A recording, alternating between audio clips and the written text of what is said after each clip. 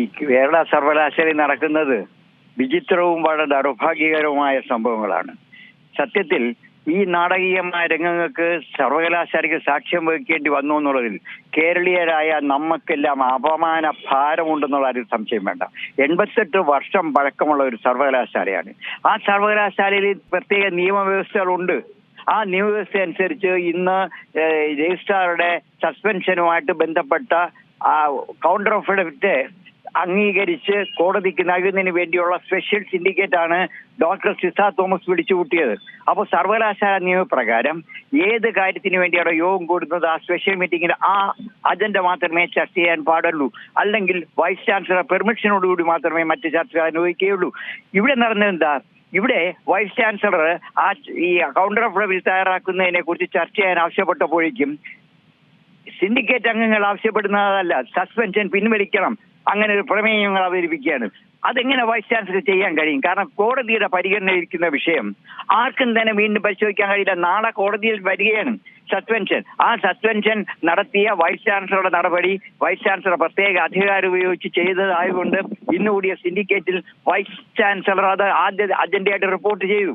Report ചെയ്തതിനു ശേഷം ഈ കൗണ്ടർ ഓഫ് തയ്യാറാക്കുന്നതിനെ കുറിച്ച് ചർച്ച ആവശ്യപ്പെട്ടപ്പോഴാണ് ചില ഇടത് സിൻഡിക്കേറ്റ് അംഗങ്ങൾ അവരാവശ്യപ്പെടുകയാണ് രജിസ്ട്രാറുടെ സസ്പെൻഷൻ പിൻവലിക്കണം. രജിസ്ട്രാർ വാസ്തവത്തിൽ രജിസ്ട്രാർ സസ്പെൻഡ് ചെയ്യാൻ കാരണം അന്നത്തെ വൈസ് ചാൻസലർ മോഹൻ കുന്നുമേലിന് ഗവർണറോട് അനാദരവ് കാട്ടിയതായിട്ട് പൂർണ്ണ ബോധ്യപ്പെട്ടതിന്റെ അടിസ്ഥാനത്തിൽ ഗവർണർ ക്യാമ്പസിൽ എത്തിക്കഴിഞ്ഞപ്പോഴേക്കും അതിനുശേഷം ഹാൾ റദ്ദ് ചെയ്യുക എന്ന് പറയുന്നതും വൈസ് ചാൻസലർ അനുമതിയില്ലാതെ രജിസ്ട്രാർ ചെയ്യുക എന്ന് പറയുന്നത് ചില സിൻഡിക്കേറ്റ് CPM സിൻഡിക്കേറ്റ് അംഗങ്ങളുടെ സമ്മർദ്ദത്തിന് വഴങ്ങിയാവാമെന്നാണ് ഞാൻ പ്രതീക്ഷിക്കുന്നത്. പോട്ടെ, എന്തായാലും അങ്ങനെ ഒരു സംഭവം നടക്കുന്നു. അതിനുവേണ്ട കൗണ്ടർ കൊടുക്കുന്നതിന് പകരം സിൻഡിക്കേറ്റ് തന്നെ പറയാണ് ഈ യോഗം ഇത് പിൻവലിക്കണമെന്ന് പറഞ്ഞാൽ അത് കോടതിയിൽ ഇരിക്കുന്ന വിഷയം ഒരിക്കലും ചർച്ച ചെയ്യാൻ കഴിയില്ല. അതുകൊണ്ട് ബഹളം ഉണ്ടായി, ചില അംഗങ്ങൾ തമ്മിൽ വാക്കേറ്റം ഉണ്ടായി. BJP അംഗങ്ങൾ അതിനെ എതിർത്തു.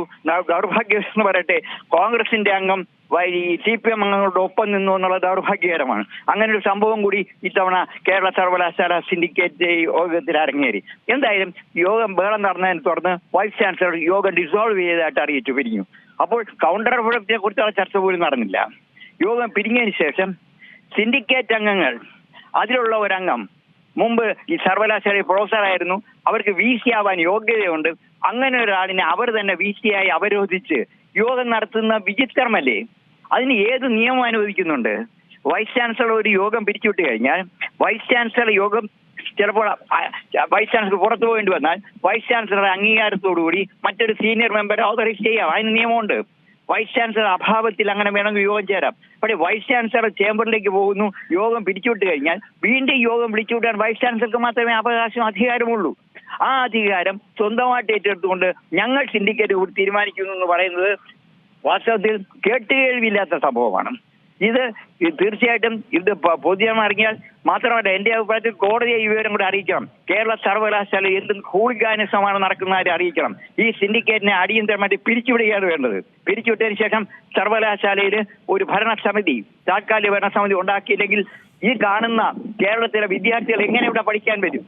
ഇങ്ങനെ സമാധാനമില്ലാത്ത, നാഥനില്ലാത്ത ഒരു കേന്ദ്രമായി സർവകലാശാല മാറിയാൽ നമ്മുടെ നാട്ടിൽ വിദ്യാർത്ഥികൾ കേരളത്തിലെ സർവകലാശാല പഠനം ഉപേക്ഷിച്ച് അന്യ സംസ്ഥാനങ്ങളിലോ വിദേശത്ത് പോകുമെന്നുള്ള ഒരു ഉറപ്പാണ്. അതുകൊണ്ട് സിസ തോമസ് എടുത്തിരിക്കുന്ന തീരുമാനങ്ങൾ 100% ശരിയാണ്.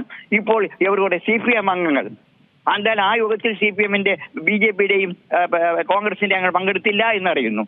എന്തായാലും ഈ യോഗം അസാധുവാണ്. ആ അസാധുവായ യോഗം VC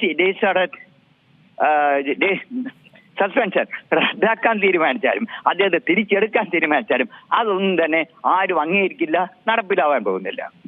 സർ, ഒരു കാര്യം കൂടെ, ഇപ്പോൾ നമുക്കറിയാം സംസ്ഥാനത്ത് ഗവർണറും സർക്കാരും ഒരു വശത്ത് ഈ ഒരു പോര് തുടരുകയാണ്. അതിപ്പോൾ യൂണിവേഴ്സിറ്റിയിലേക്ക് എത്തിയപ്പം പോർമുഖം വീണ്ടും മറ്റൊരു വഴിത്തിരിവിലേക്ക് എത്തിയിരിക്കുകയാണ്. ഈ ഒരു സാഹചര്യത്തിൽ സാധാരണ വിദ്യാർത്ഥികളും കൂടി ഇതിന് ഇരയാവുകയാണ്. അതിനൊക്കെ നീതി നിഷേധിക്കപ്പെടുകയാണ്. ഈ രാഷ്ട്രീയം ക്യാമ്പസുകളിൽ കൊണ്ടുവരിക, അതുമായി ബന്ധപ്പെട്ടുള്ള കുറേയധികം കോലാഹലങ്ങളൊക്കെ നമ്മൾ പലതവണ നമ്മൾ ചർച്ച ചെയ്തിട്ടുണ്ട്. പക്ഷേ ഈ സർവകലാശാലകളെ രാഷ്ട്രീയമായി നിയന്ത്രിക്കുന്നത് അത് ശരിയാണോ? സർവകലാശാലകൾ ഒരു രാഷ്ട്രീയവും പാടില്ല. ചുവപ്പും പാടില്ല, കാവിയും പാടില്ല, തിരുവണ്ണവും പാടില്ല. രാഷ്ട്രീയത്തിന് അതീതമായി നമ്മുടെ സർവകലാശാലകൾ പ്രവർത്തിച്ചാൽ മാത്രമേ സർവകലാശാല ക്രെഡിബിലിറ്റി ഉണ്ടാവൂ, സർവകലാശാലയിൽ വിശ്വാസ്യത ഉണ്ടാവുള്ളൂ, സർവകലാശാലയിൽ പഠിക്കാൻ വിദ്യാർത്ഥികൾ വരുവുള്ളൂ. ഞാൻ തീർത്തു പറയട്ടെ, ഈ വർഷം കഴിഞ്ഞ വർഷം സർവകലാശാലയിൽ പഠിക്കുവാൻ ആഗ്രഹിച്ചു വന്ന വിദ്യാർത്ഥികളുടെ എണ്ണത്തിന്റെ പകുതി പോലും കുറയാൻ സാധ്യതയുണ്ടെന്നുള്ള ആശങ്ക എനിക്കുണ്ട്. അതിന് കാര്യം ഇതാണ്. കാരണം യോഗ്യതയില്ലാത്തവരെ ചിന്തിക്കേണ്ട ഭരണസമിതിയിലെത്തിച്ചാൽ ഇത് സംഭവിക്കും. ഇത് ഞാൻ പറയട്ടെ, ഡോക്ടർ സിദ്ധാർത്ഥ് തോമസ് വാസ്തവത്തിൽ വളരെ ഏബിളായിട്ടുള്ള അക്കാഡമിക്കാണ്, നിഷ്പക്ഷയാണ്. കാരണം ഞാൻ പറയാൻ കാരണം ഇന്ന് BJPയുടെ സിൻഡിക്കേറ്റ് അംഗങ്ങൾ, അവിടെയുള്ള ഒരു MLA സിൻഡിക്കേറ്റ് അംഗം കോടതിയെ പരാമർശിച്ച് ഒരു ഫേസ്ബുക്ക് പോസ്റ്റ് ഇട്ടതുകൊണ്ട് ആ വിഷയം ചർച്ച ചെയ്യണമെന്ന രീതിയിൽ വന്നപ്പോൾ സിദ്ധാർത്ഥ് തോമസ് അനുവദിച്ചില്ല. സിദ്ധാർത്ഥ് തോമസ് പറഞ്ഞു ഇതൊന്നും ചർച്ച ചെയ്യാനുള്ളതല്ല കേരള സർവകലാശാലയുടെ സിൻഡിക്കേറ്റ് യോഗം. അങ്ങനെ കാഴ്ചപ്പാടുള്ള ആൾക്കാർ നമ്മുടെ രാജ്യത്ത് CPM-ലും കോൺഗ്രസിലും BJPയിലും ഉള്ളവരുണ്ട്. അവരെയൊക്കെ വേണം ഇങ്ങനെയുള്ള സ്ഥാനങ്ങളിലേക്ക് എത്തിക്കാൻ. അതല്ലാതെ തെരുവ് ഗുണ്ടകളെ സിൻഡിക്കേറ്റ് അംഗങ്ങളാക്കി എടുത്താൽ ഇതും ഇതിനപ്പുറവും സംഭവിക്കും. അത് ഗവൺമെന്റും ഗവർണറും കണ്ണു തുറന്നു കാണാൻ തയ്യാറാവണം.